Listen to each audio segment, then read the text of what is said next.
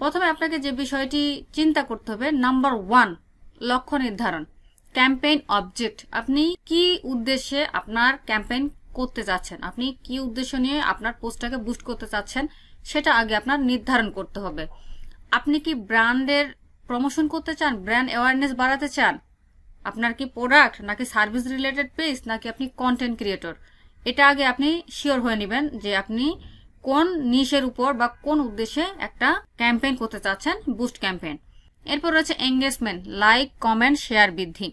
Like comment share, আপনার কি product রয়েছে, আপনি পোস্ট করছেন, সেগুলোতে লাইক কমেন্ট প্রয়োজন, বা আপনি কন্টেন্ট ক্রিয়েটর, আপনি ভিডিও আপলোড করছেন, পোস্ট করছেন, আপনার সেখানে লাইক কমেন্ট হচ্ছে না, নাকি আপনার কোনো সার্ভিস রিলেটেড পেজ বা পোস্ট বা বিজনেস।